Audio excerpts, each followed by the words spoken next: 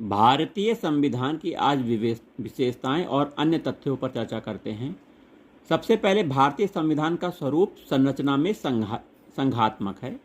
भारत में किस प्रकार की शासन व्यवस्था अपनाई गई है?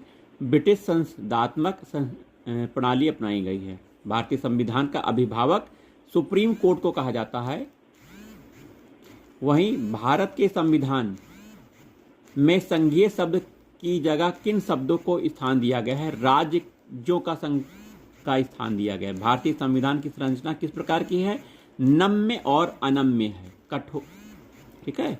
भारतीय प्रजातंत्र किस तथ्य पर आधारित है? जनता को सरकार चुनने और बदलने का अधिकार है।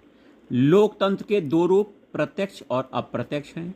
ब्रिटेन एक उदाहरण है संवैधानिक राजतंत्र का। किस देश का संविधान अलिखित है? ब्रिटेन का संविधान अलिखित है। राजनीतिक समता मुख्यतः कहाँ पाई जाती है? सार्वभौमिक वयस्क मताधिकार में। सभी संसदों की मां ब्रिटिश पार्लियामेंट है। द्वंद्व न्याय शब्द किसका संकेत माना जाता है? सैद्धांतिक संघर्ष का।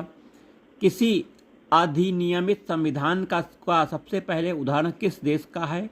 अमेरिका का संविधान सबसे पहले अधिनियमित हुआ। साम्यवाद मुख्यतः किसे महत्व देता है? आर्थिक समता को साम्यवाद महत्व देता है। आदर्शवाद के जनक हीगल को कहा जाता है।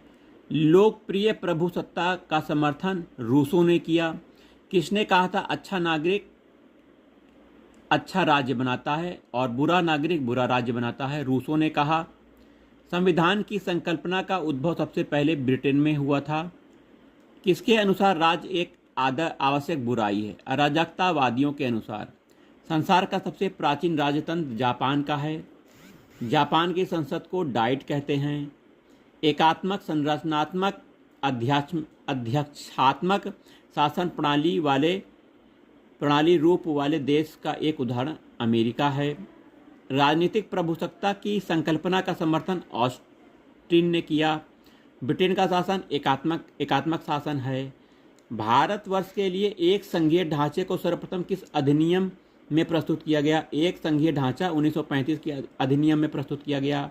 भारतीय संघवाद को किसने सहकारी संघवाद कहा?